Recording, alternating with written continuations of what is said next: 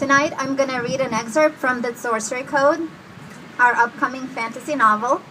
Unlike the sci-fi romance series, this one is not quite as steamy, although it definitely has some romantic elements. And the holiday theme in the book will be that it's coming out December 16th, next month, right before Christmas. So there you go. All right, here we go. Gala stared at the tall, broad-shouldered man who was her creator, trying to figure out the best way to answer his question. She found it difficult to focus, her senses overwhelmed by being here, in this place Blaze called the physical realm. Her body was reacting to the different stimuli in strange and unpredictable ways, her mind attempting to process all the images, sounds, and smells so she could understand everything. One particularly strong distraction was Blaze himself. She couldn't stop looking at him because he was unlike anything she had ever seen. Something about the angular symmetry of his face appealed to her, resonating with her in a way she didn't fully comprehend. She liked everything about it, from the blue color of his eyes to the darkness of the stubble shadowing his firm jaw. She wondered if it would be acceptable to reach out and touch his hair, those short, almost black locks that looked so different from her own pale strands. First, though, she wanted to answer his question.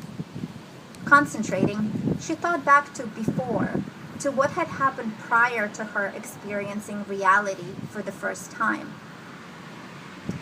I remember realizing that I exist, she said slowly, trying to put into words the strange sensations at the beginning.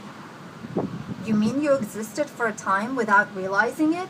He asked, his dark eyebrows coming together slightly. Gala thought that expression likely meant confusion, because her own eyebrows did the same thing when she didn't understand something. It's like there were two ways I existed, she tried to explain. One way would just happen. This went on longer. When I say I realized that I exist, that's when this other part of me first realized that I am me. These parts are not separate. In fact, they are the same thing. There's a strange looping arrangement between the two parts that I don't fully understand and don't know how to put into words. I think I do understand, he said, leaning forward and staring at her intently.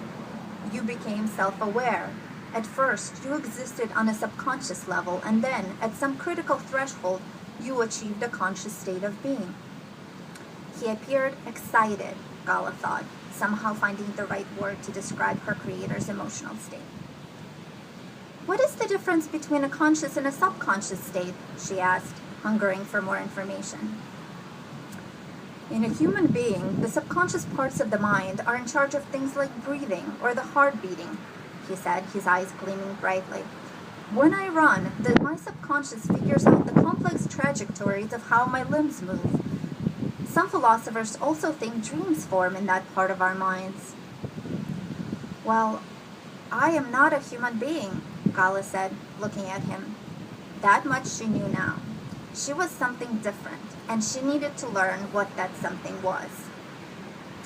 He smiled, an expression that made his face even more fascinating to her. No, he said softly.